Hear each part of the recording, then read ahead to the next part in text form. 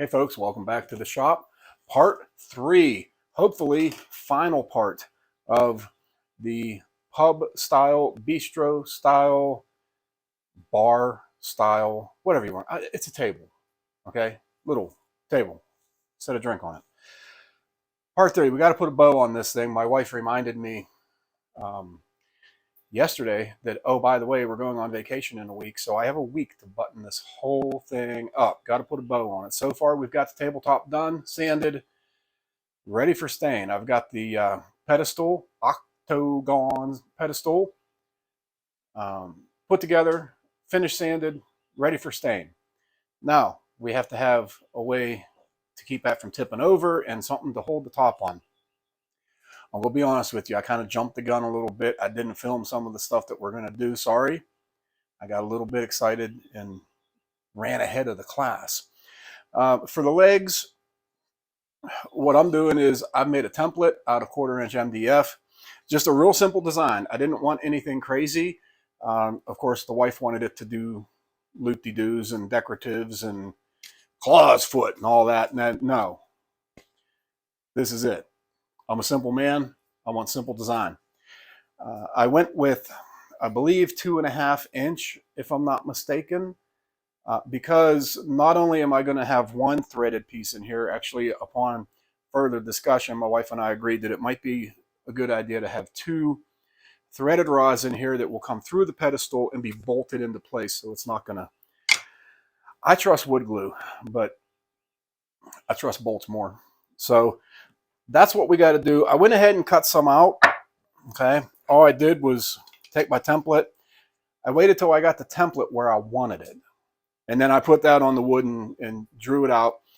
I cut up close to, but not up to my line. These are going to be the legs by virtue of the fact that they are about 3/16 thicker than these, which are going to be the arms. And that's what I'm calling them now. Okay, if you're going to have legs, then the part up on the top got to be arms, right? So what I'm going to do now is I'm pretty sure I have a flush trim bit that's going to be big enough to do these. These are like 1 inch and 1/16, something like that. So at that point, all I'm going to do is double side tape my pattern on there and run these through the router. So that's what I'm going to do now. I'll get the router all set up and then I'll bring you back in when I'm ready to do that. Okay, so I have my template double-sided tape to an arm, not a leg. Talked about that. And I don't have dust collection on this anymore since I've foregone the original table. So all I did was screw this adapter into the tabletop and hook the hose to it. Hopefully it works. I will be honest with y'all. I ran one through just to try it before I filmed it. Because if there was some kind of a tragedy, I didn't want you to see it. I would just tell you about it later. Not a tragedy, but a pucker moment. Is that what they call it? Coming up around, it kicked it right out of my hand.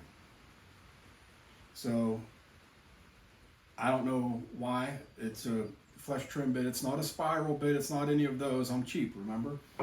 So I'm just going to have to take my time. I'm going to take slow bites at it.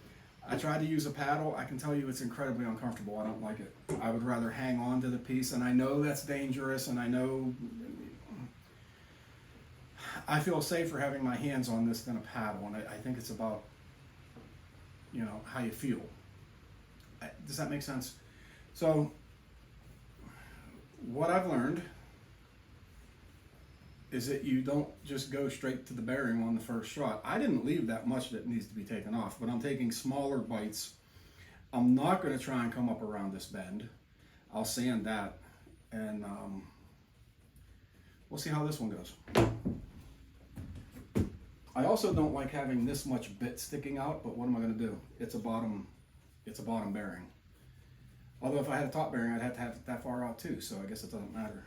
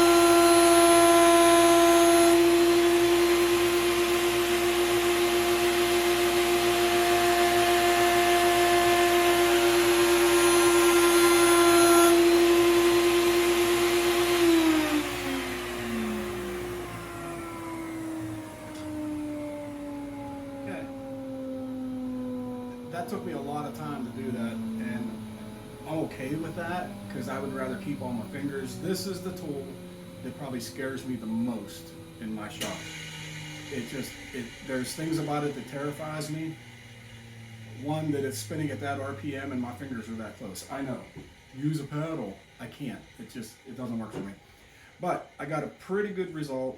I'm not, like I said, I'm not going to try and go around that bend due to previous experience.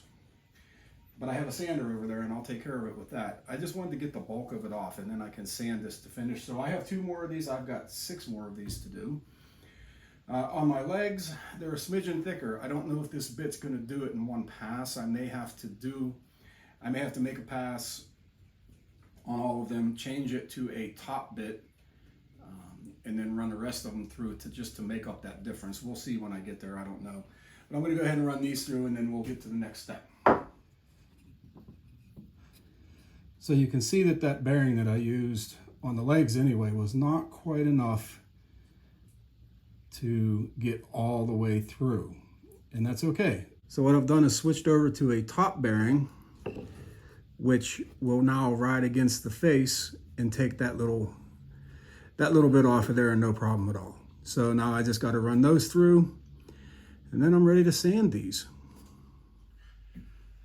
Okay, so I went ahead and wrestled this beast out from underneath the miter station because I haven't built the stand that it needs over there.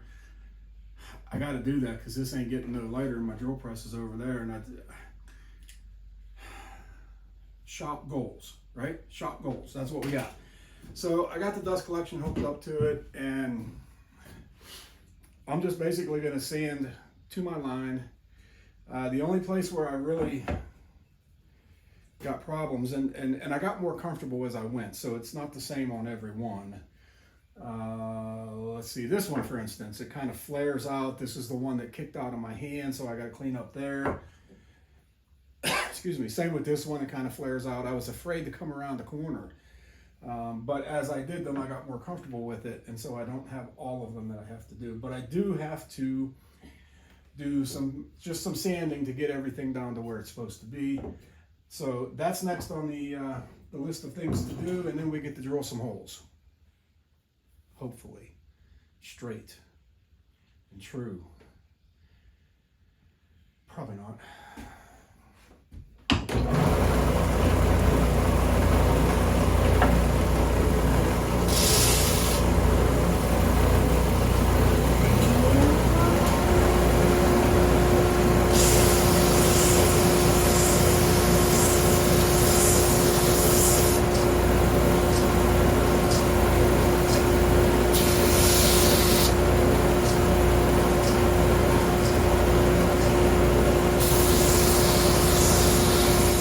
Okay, so I didn't do any sanding. I lied to you. Sorry. Didn't mean to do that. What I did go ahead and do is put a round over 1/4 inch on everything but where it's going to sit. Okay, everything up here, 1/4 inch. Ran down to the old hardware store, got a piece of all thread threaded rod. Apparently it's called different things in different parts of the country because I said all thread and they looked at me like I was from Jupiter. Yeah, maybe I am. Who knows? Went ahead and marked on the back where I want this to thread in. I'm going to have to drill a hole, tap it, and then run this in so that will go through the pedestal and bolt these legs on. Here's my tip. I could bring a 5/16 rod down quite a bit further and still be kind of safe. What I did though was put my washer on there because I want to know where my washer is going to land. I don't want it to come past the bottom of the foot because once it's in the pedestal, that means it's going to be at the bottom, down past the bottom of the pedestal. So I set the washer up there, then I set the next washer up there just to see where that's going to land because they're going to have room to, run the nut in and stuff like that. So that's my tip. Make sure your washer is going to work more than this. So I've left myself plenty of room. I need a way to drill this straight. If tapping for a 5/16 18 thread rod, the measurement falls somewhere in between 1/4 inch and 17/64. And obviously I don't have that. I don't even think they make that. So I'm going to drill a 1/4 inch hole. I need to figure out a way to make sure that this is straight.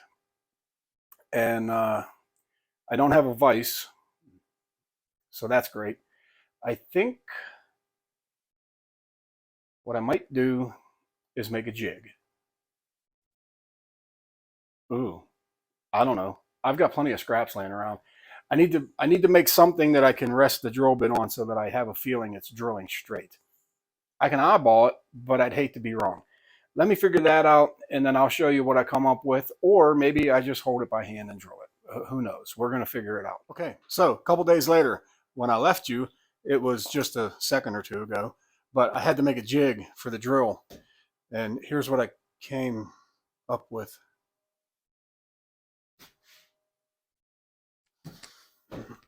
Found it. I present to you drill jig. All right, I'll bring you in. You can see what it's going to do. Okay, I'm going to try and get that to where you can see it. I don't know if it's going to work or not, but this will be clamped. This is going to be clamped. This is my mark. So I'm going to set that there.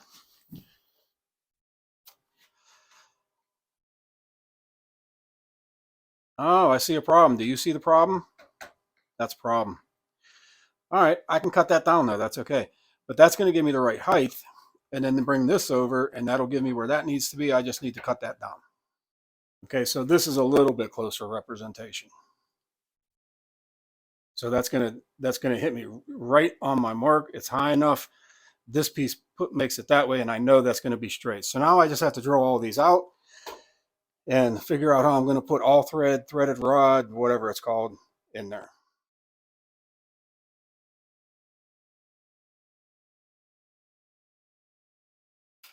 Okay, I got them all drilled out.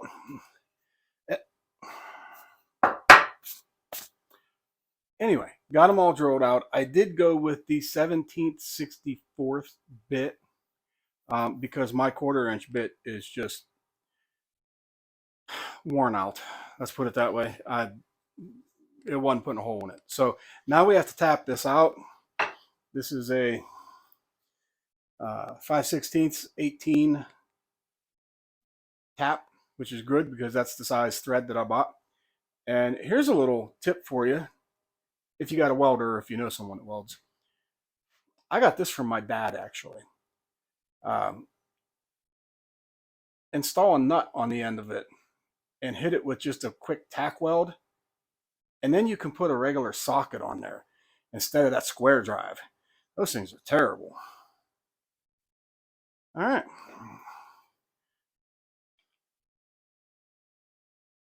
I always go with a deep well for no reason at all.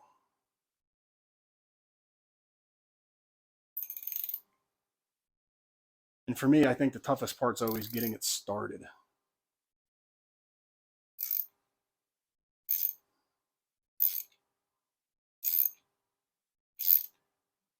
Now, if this was steel, I'd probably be backing this out every so often. I might anyway. It's the worst ratchet in the world.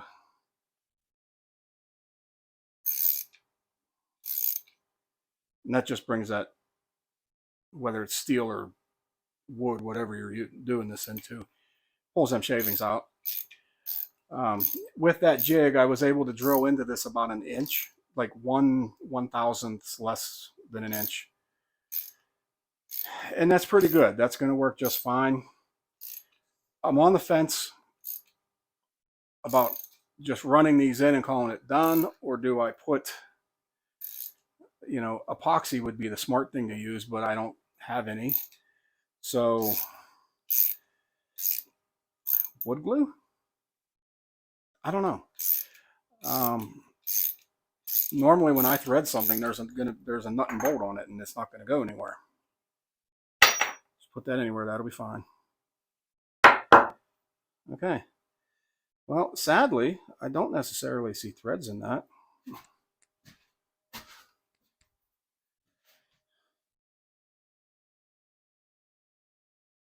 Oh, yeah.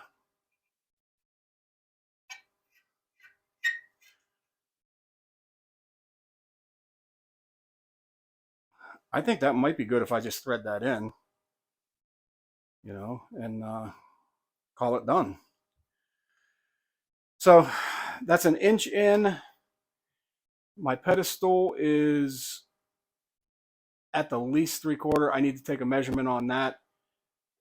Add those two up.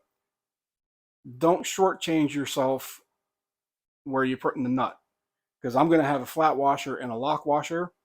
Make sure you leave yourself enough room that you can actually put this stuff on. So it might be a little bit overkill, but I'm probably going to go like 3/8 to a 1/2 inch more. Like between this 1 inch and let's say the pedestal is an inch, that's 2 inches I need. I'm probably going to go 2 3/8 or 2 1/2.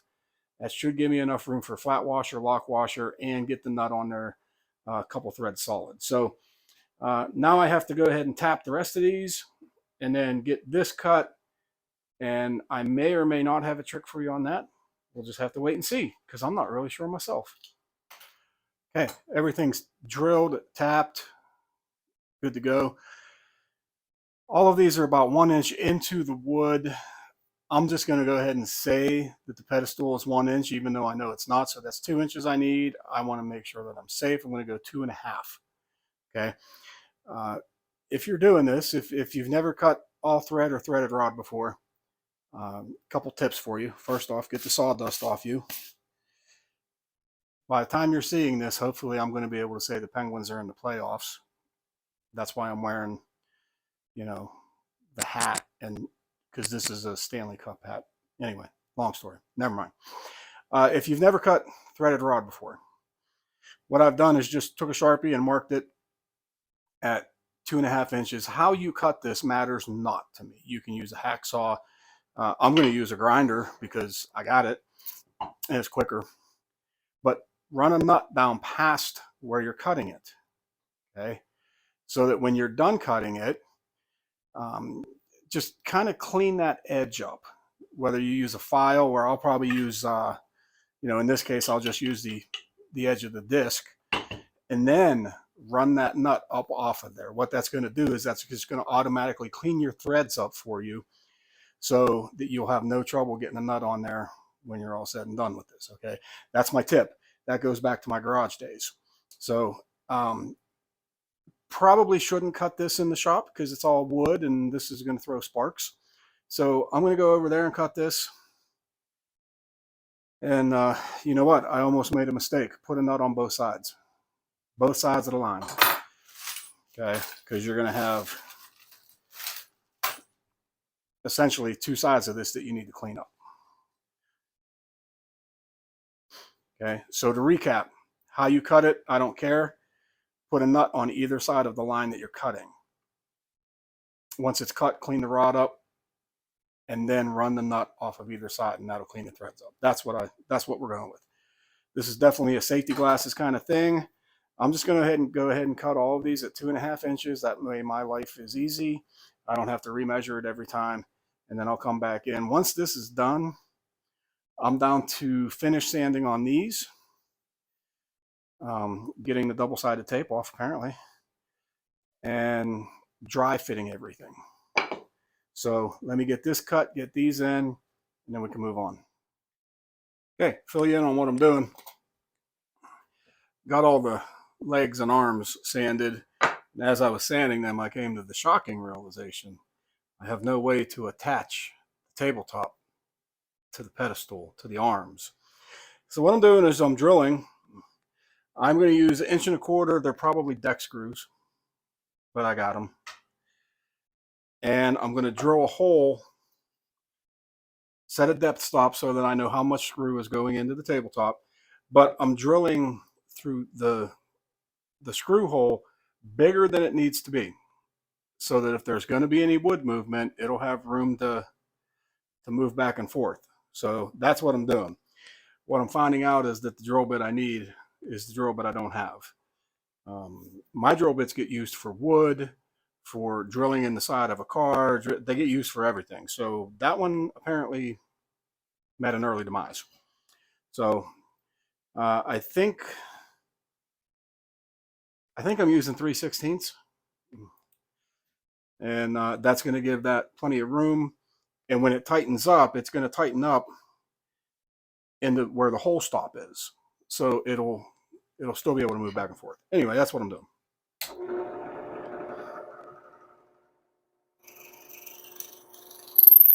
Okay, I think I'm ready for stain.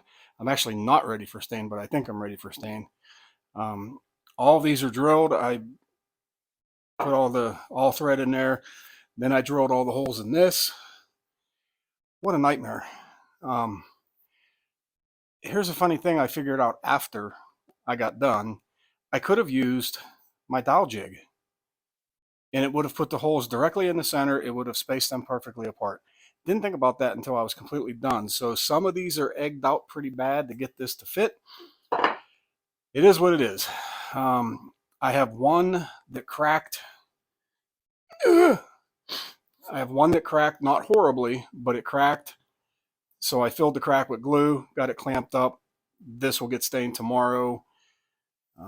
This is only getting 2 coats. My darling bride wants the tabletop to have 3. We've discussed this before. But I like being married, so we're going to do 3. Here's my advice. First off, get gloves. That's my first bit of advice. I'm going to put this on with a rag. This is a piece that's not to anything. It's a scrap. But it's the same color. It's the same wood that this is built out of. So I'm going to use that for a little test piece. Something's wrong here. Here we go. Just to make sure my color is going to be like, how much do I have to put on? How long do I let it soak in? Yada, yada, yada. So that's going to be my test piece. I sanded one side of it to 220, which is what all of this is. And we'll see how that looks. Again, with the gloves. There we go. Went into the kitchen, grabbed the worst, nastiest looking dish towel I could find. Wife's home, so I got permission this time. All right, let's see how it goes.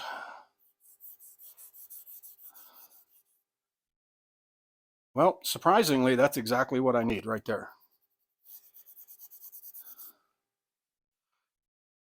Okay, well, there you go. We'll put that over there. These are going to take darker because it's darker wood, but that's okay. So the goal is to get all but one of these stained. Get the pedestal stained. My tabletop's over there. You can probably just catch the corner of it.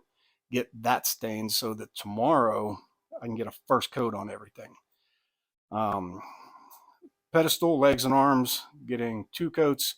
Tabletop getting 3. So I need to get going here.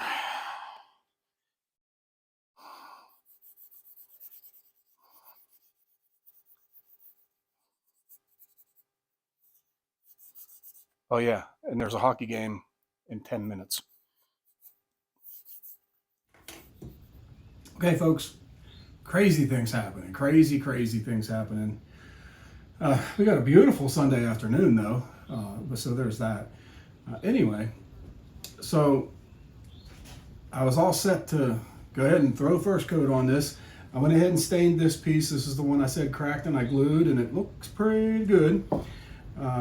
So I cracked open my can of polyurethane, and it had gone to bad. It happens. It does. Now, there's a difference between bad polyurethane and polyurethane that has just skimmed over. Numerous times, more than I can count, I have had polyurethane that has skimmed over, and you simply just take that skim off, or that scum as we called it. You take that scum off, you throw it away, you stir it up. You may have to strain it, but other than that, the polyurethane is still good. So if you see a film over top of your poly, don't throw it away.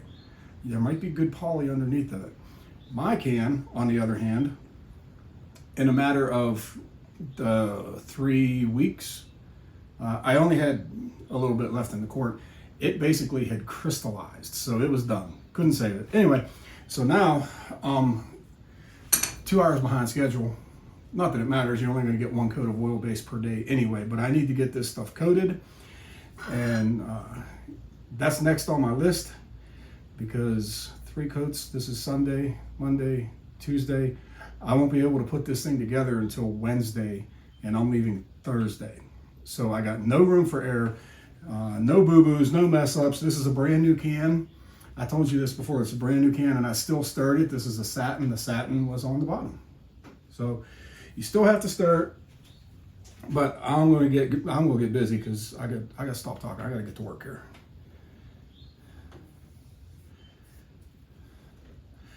I'm using 2 foam brushes today, and I'm hoping for no runs because everything is going to be standing up on end. So, but I'm using a little one for these smaller pieces, and then I got a big dog over here that I'll use for the bigger pieces. Gets the bigger brush, basically. Go around the thumb, come back and get that later.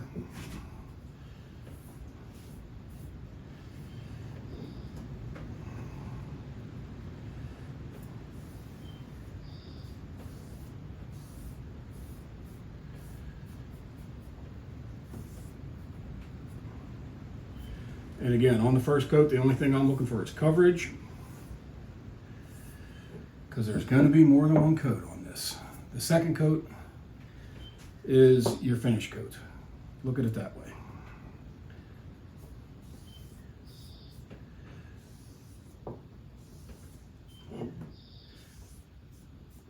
I ain't going to sit here and make you watch me do all this. That's worse than watching polyurethane dry.